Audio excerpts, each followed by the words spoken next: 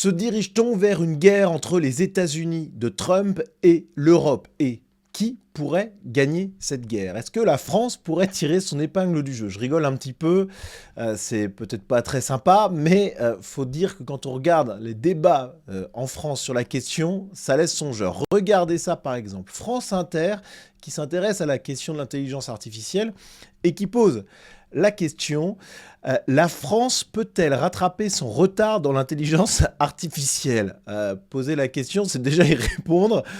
Pareil, le Télégramme, hein, la France peut-elle rattraper son retard dans l'intelligence artificielle générative? La réponse, les amis, elle est assez simple. Ça va être très compliqué. Alors après, rien n'est impossible, voilà, et c'est pas en France qu'on va refuser d'envisager de réaliser l'impossible, mais quand même, là, c'est un petit peu compliqué. Pourquoi? Parce que, alors déjà, de base, les États-Unis sont le leader incontesté de l'intelligence artificielle, même si la Chine a des avancées intéressantes. Mais bon, voilà, Chine ou États-Unis, en tout cas, la France et l'Europe de manière générale, c'est pas incroyable. Même s'il y a quand même des choses intéressantes en France, hein, ceci étant dit. Faut pas... Il y a par exemple l'IA Mistral qui est pas totalement inintéressante, qui a plutôt des aspects positifs même. Mais bon, globalement, on est quand même totalement largué. Et ça, c'était avant même que Donald Trump décide d'annoncer le projet Stargate, un projet à 500 milliards de dollars. Je vous laisse imaginer la somme, hein.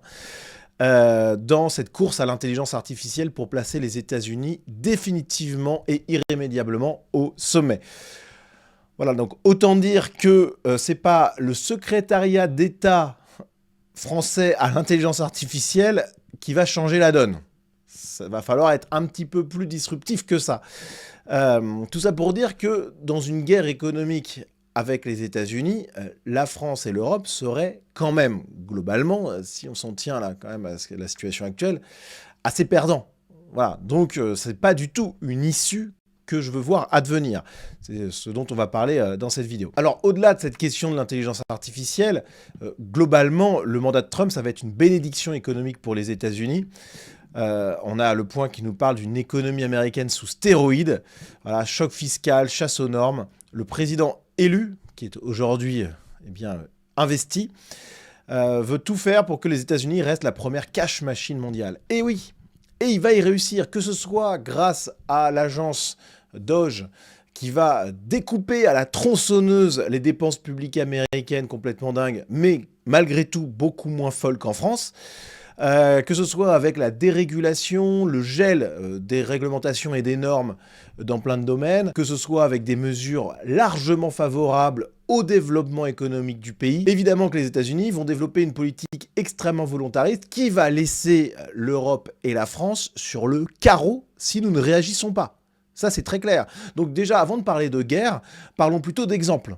Ce qui se fait aux États-Unis, c'est exactement ce que nous devrions faire. Alors après, il y a des ajustements peut-être sur certains sujets, bien entendu. Mais globalement, ça va dans la bonne direction, tandis que nous, on reste sur le bas-côté, là, en regardant le train passer. C'est vraiment pas fameux comme position. Alors à côté de ces mesures internes, il y a aussi des mesures à destination de l'extérieur de la part de Donald Trump. Donald Trump a décidé de menacer ses voisins immédiats, mais aussi des pays plus lointains, avec des taxes extrêmement élevées, 25, 30%, enfin c'est gigantesque, si jamais il n'acceptait pas de prendre des mesures souhaitées par Trump. Alors, on a bien entendu parlé du Canada et du Mexique. Trump a été très impérialiste quant au Canada, évoquant la possibilité que le Canada rejoigne les États-Unis, alors pas par une invasion guerrière évidemment, mais par un référendum, par la volonté démocratique du peuple canadien. Alors ça fonctionne pas trop a priori, hein.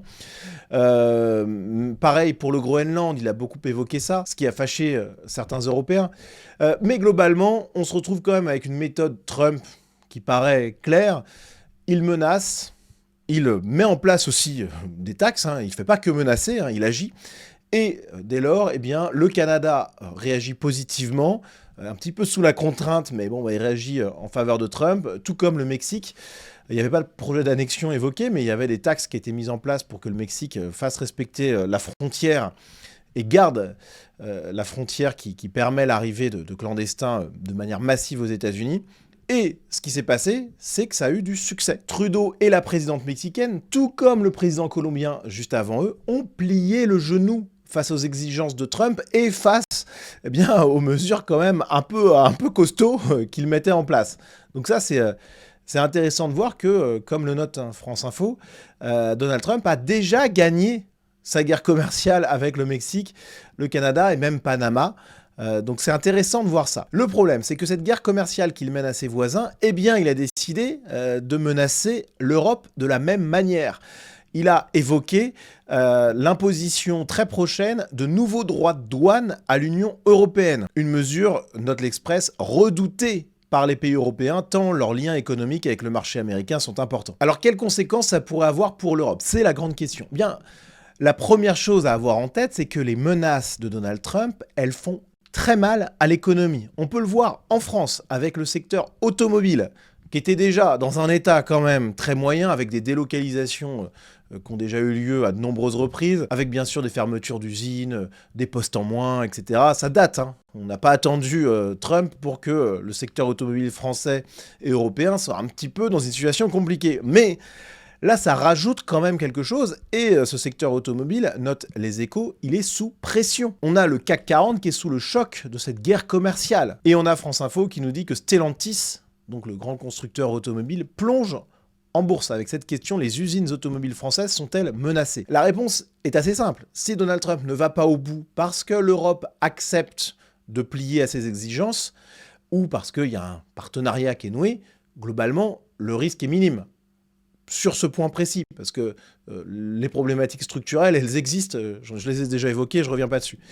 Par contre, si l'Europe se retrouve en confrontation économique directe avec Donald Trump, ça va être très compliqué. Donc la question est simple, quels sont les scénarios envisageables et souhaitables dans cet affrontement? Alors la première hypothèse, ça serait que l'Union européenne, face à ces menaces, eh bien, décide d'aller au clash, jusqu'à la rupture même dans ces négociations, se coupant donc des États-Unis, acceptant l'idée qu'il y ait des droits de douane importants sur divers secteurs quand même assez fondamentaux, ce qui entraînerait des conséquences extrêmement négatives pour les membres de l'Union européenne, avec quand même en toile de fond l'idée que l'isolement de l'Union européenne, la rupture avec les États-Unis, serait une catastrophe, parce que ça signifie tout simplement la mise hors jeu par rapport à l'économie mondiale. On irait vers un déclin de l'Union européenne. Cette hypothèse-là, elle est quand même hautement improbable, parce que là, il s'agit de négociations, donc Trump montre les muscles, chose que les gauchistes qui nous gouvernent ont beaucoup de mal à faire, parce que ils n'ont pas de muscles, déjà, premièrement, et ensuite parce qu'ils confondent la morale et la politique, c'est-à-dire qu'ils ne comprennent pas qu'il n'y a pas de sentiment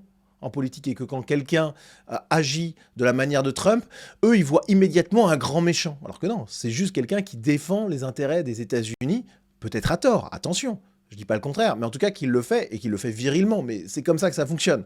Voilà. Mais nos dirigeants de l'Union européenne, ou nos dirigeants nationaux par ailleurs, hein, bon, ils ont un peu de mal avec ce langage-là, et c'est pour ça qu'ils pourraient presque se braquer, sans comprendre le jeu froid qui est en train de se jouer. Bon. Mais ça reste quand même globalement improbable. Alors, il y a une autre hypothèse, qui est un petit peu une poursuite un peu molle de la situation actuelle, globalement, avec l'UE qui continue sa folie régulatrice, socialiste, avec cet enfer idéologique gauchiste qui mène un petit peu tous les grands pays d'Europe, malheureusement, mais on a bon espoir que ça change. Et donc on pourrait avoir l'Europe qui fait des concessions à Trump et maintient un petit peu le statu quo, ok, avec quand même une grosse problématique que j'évoque à de nombreuses reprises dans mes vidéos, dans mes publications sur les réseaux sociaux, etc., c'est que l'Europe, qui est donc gangrénée malheureusement par le gauchisme, donc le socialisme, le refus de l'excellence, de l'innovation, etc., cette Europe, si on reste à un statu quo mou, va se faire atomiser par les États-Unis dans les années à venir. On en revient à ce que je vous disais en introduction sur l'IA. On va se faire avoir, tout comme sur les questions économiques, où il va y avoir un boom économique aux États-Unis, tandis que nous, on va sombrer dans l'enfer socialiste. Mais ça, c'est vraiment un danger. Alors qui est peut-être pas aussi grand que celui d'aller au clash, à la confrontation, et donc de sombrer un peu directement, mais c'est quand même quelque chose qu'il faut absolument éviter. C'est impératif de faire autrement, à mon avis. La solution idéale, ça serait quoi? Ça serait que les États-Unis et l'Union européenne et les pays qui la composent se mettent d'accord, prennent conscience qu'ils appartiennent au même ensemble civilisationnel, et même s'il y a des frictions géostratégiques et économiques parfois très importantes. D'accord. Et que ces frictions-là, elles ne disparaîtront pas. Des frictions, c'est un euphémisme, parfois ce sont des oppositions, d'accord. Et sur certains points, eh bien, nous allons être perdants par rapport aux États-Unis. Mais sur d'autres, on peut être gagnant également. Quand il y a un marché qui est discuté avec les États-Unis, on fait des concessions sur un point, mais on en obtient sur d'autres, et ça peut s'équilibrer. En tout cas, c'est ça qu'il faut viser.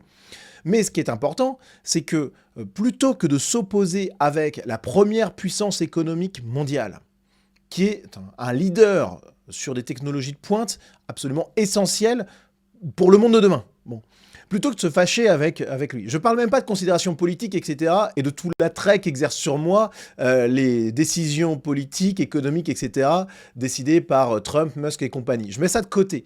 Voilà. Donc plutôt que de se couper des États-Unis, qui offrent des formidables opportunités économiques stratégiques pour demain, l'idéal, ça serait de transformer cette crise en opportunité pour l'Europe. Et là, il y a tout un travail à effectuer. Il y a de grandes figures européennes qui parlent directement à Trump, à Musk, etc. Je pense évidemment à Giorgia Meloni, voilà, qui est clairement la figure de proue du Trumpisme en Europe, et qui est quelqu'un qui pèse politiquement au sein de l'Europe. Donc ça, il faut absolument s'appuyer là-dessus, pour faire en sorte que cette unité civilisationnelle, que ce lien qui est évident entre les États-Unis et l'Europe, je rappelle que ce sont des Européens qui ont créé, fondé, construit, magnifié les États-Unis. Je rappelle que nous avons évidemment des proximités culturelles, civilisationnelles, enfin d'une limpidité absolue. Je prends un exemple, mais j'aurais pu en prendre plein d'autres, hein. Les Américains sont à l'origine de la moitié des dons étrangers pour la restauration de Notre-Dame de Paris. Évidemment qu'on se sent un lien civilisationnel qui est peut-être ténu, qui est peut-être léger chez l'Américain moyen, mais qui est quand même là. Et chez les élites, il est très clair. Quand on regarde les États-Unis, rien que l'architecture, on se rend compte qu'il y a un lien avec l'Europe, qui est évident. J'en parle régulièrement d'ailleurs sur Twitter, mais le lien civilisationnel entre l'Europe et les États-Unis, il crève les yeux. Regardez, par exemple, là, on est dans le Maine. Bon, qu'est-ce qu'il y a de différent en termes de visuel là avec l'Europe? Il n'y a strictement rien. Nous sommes des cousins, nous appartenons évidemment à la même famille. C'est ce que je disais dans ce tweet, hein, on a beau s'affronter parfois durement sur des questions économiques avec les États-Unis, nous appartenons évidemment à la même civilisation. Nous devons prendre conscience de cette unité et lutter contre nos ennemis communs, l'idéologie de gauche et l'immigration extra-européenne. Ça, je pense que c'est très important. Oui, on peut avoir des bisbilles économiques. Oui, Trump peut un petit peu montrer les muscles là. Ok. Mais malgré tout, nous sommes confrontés exactement aux mêmes problématiques, au même danger mortel en réalité. Et Donald Trump lui-même le reconnaît. C'était il y a quelques mois, il déclarait « La gauche radicale est une menace majeure pour les États-Unis ». Voilà. Donc aux États-Unis, comme en France, comme en Allemagne, comme en Australie, comme dans tout le monde européen de manière générale, l'idéologie de gauche, c'est la menace. Et face à cette menace, on doit s'unir, on ne doit surtout pas s'opposer, que ce soit économiquement ou politiquement. Face à la Chine, face au tiers-monde, face à l'idéologie de gauche, on doit faire bloc. On doit s'entendre et on doit avancer ensemble. Voilà les amis, ce que je pouvais dire rapidement sur cette question très complexe qui mériterait encore plus de développement, bien entendu. Mais voilà ce que je pouvais dire sur cette guerre économique qui est annoncée par tous les médias entre les États-Unis et l'Europe. J'espère vraiment qu'on va s'en sortir par le haut et il va falloir travailler, chacun à sa mesure, modeste pour ma part, mais voilà, j'essaye quand même d'aller vers le meilleur. Mais on va devoir travailler pour que cette unité civilisationnelle soit reconnue et se traduise politiquement. Voilà, merci à tous d'avoir regardé cette vidéo jusqu'au bout. Si vous voulez soutenir mon travail, vous avez tous les liens qui vont bien en description, notamment celui de ma page Tipeee, qui vous permet de rejoindre la communauté Sunrise avec du contenu exclusif. Merci d'avance et à très vite.